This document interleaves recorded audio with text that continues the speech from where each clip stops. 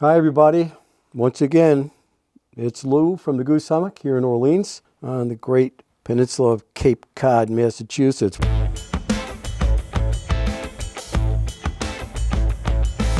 We thought it'd be a good idea to accompany the fly fishing tutorials that we're starting to produce and put out there for you to learn a little bit about fly tying. If we were to take a half step back and just show you some of the tools that we use and some of the things that if you're interested in getting involved in fly tying, or if you are involved in fly tying, you can see what we have here at the shop and get an idea of what you need and what you have. First things first is the vise. This is a Peak rotary vise. We have it here at the shop. It's $288. Really like it a lot. In terms of rotary, that's what we mean by rotary. The other ones are fixed. They don't rotate around the axis like that. It's really helpful when you're tying hackle in on your freshwater side of things, or any kind of body material on your saltwaters. It's also great for being able to just turn the fly over as you are working on it, especially on the saltwater larger flies. If you're tying in a piece of throat material or you're tying some dumbbell eyes on, it's great to have a rotary vise. That's why we call it that. The other ones you'll find are not pedestal based, but they're C-clamp based. That means they literally clamp onto the edge of a table or a countertop, and you tie from there. A lot of guys like that for traveling. They're on the stream side or the hotel they're staying in when they're going fishing for a while on the Cape, and they'll tie when they get back to that point, and it's easy to take that C-clamp out and use it. So we start with the vise. That's the Peak rotary. The Peak rotary comes with 3 different jaws. This one happens to be the freshwater. I'm going to use it just for demonstration purposes. It also has a midge jaw and the saltwater jaw. And just to let you see what that looks like, saltwater jaw allows you to go in sizes from probably 1s up to 8/0. They're very easy to install on the vise. It's a simple it's an Allen key basically that comes with the vise jaw, and you take this out, pull out the jaw that's in there, put this one back in, and replace it with the Allen key that's with the kit. So just know that you can have different size jaws for different types and different sizes hooks that you're using. I'm going to walk you through from kind of like the beginning of tying a fly to the end. It's only going to be a couple of minutes chat, but first things first is that you have a number of different bobbins, and a bobbin is what you hold the thread in.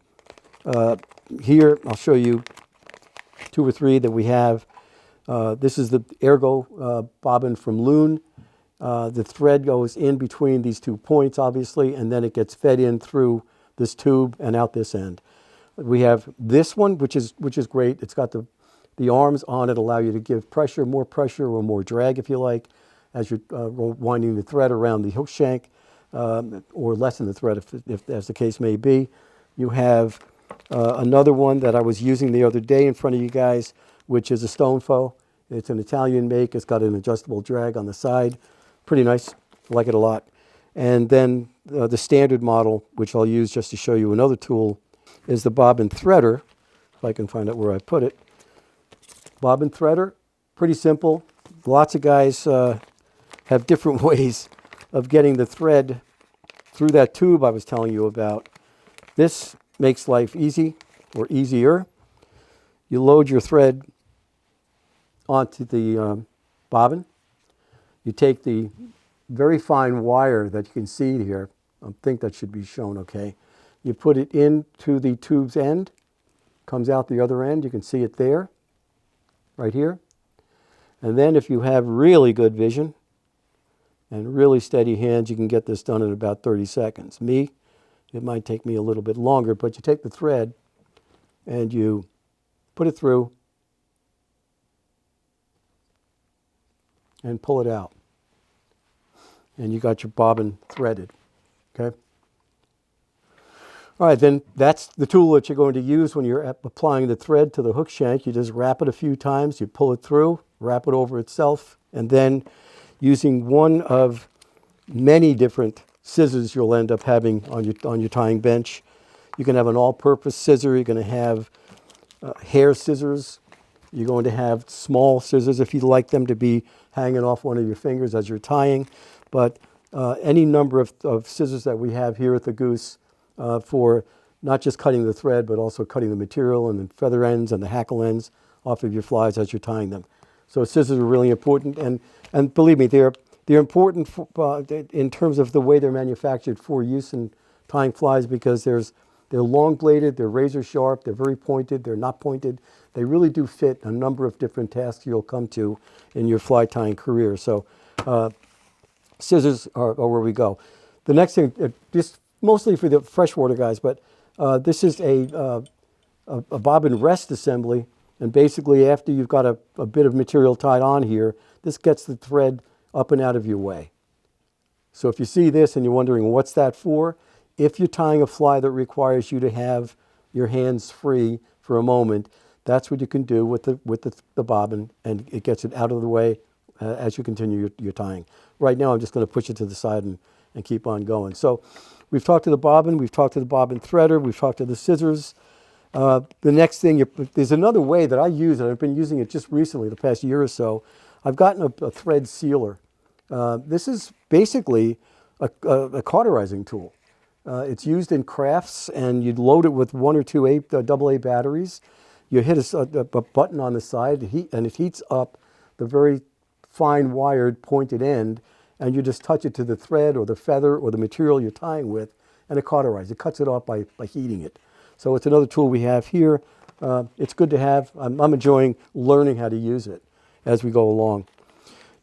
As you're tying, a lot of times you want to get some material out of the way, or you want to get some glue or super glue onto a point on the hook.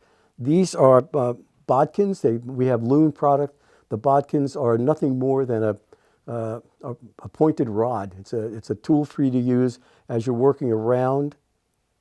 You want to get in between material. You'll see things like this come here at the Goose. You see a lot of tools like this that are, you think, why do I need that? Well, put it on your bench and you're going to find a reason to have it probably within 30 seconds of starting your fly. We have those in 2 different colors. A lot of guys like the color to stand out on their bench, so if it's a yellow or a black, that's up to you. It's a flavor choice. So we've finished tying the fly, moving through this introductory about basic tools you ought to have on your hands when you're tying. You come to the glues.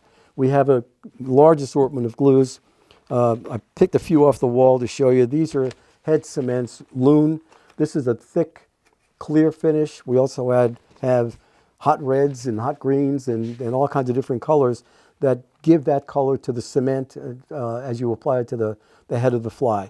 These come with any of these that I show you are going to be UV light cured. So the UV light from Loon, we have 2 different sizes of it here. Once you've applied the cement, you hit that with the UV light, give it a twirl, and within 10 seconds, 15 seconds, your glue is nicely dried, and you're good to go. You don't have to wait and let it dry and cure for a couple of hours. It takes a couple of seconds with that. So we have that type of glue. We have the Zap line. And the Zap line is pretty good. It also cures with UV, and there's an assortment of different tips that you can put onto the tube, fine tips, and they're basically disposable. You use them for a couple of hours, and then you can chuck that one out and get another one out of there. That's another glue we've got. And then the line of SOLAREZ. We've got SOLAREZ that comes in a thick consistency, a medium consistency, and a thin consistency. Come on in, take a look at these. SOLAREZ, UV curable, good stuff to have around the bench. As you move towards building heads up as well, we have SOFTEX. It is what it says. It retains a certain pliancy once you've had it placed on your building up a head of a fly. It's sort of like a consistency of a soft plastic once you're done using it. But SOFTEX is here. It's another thing you're going to find that you put it on your bench and you'll find reasons to be using it. Okay, that's it for now. We're going to have another short video put together with other tools that we have here for you to look at and maybe think about adding to your arsenal. So until then, have fun. Go tie.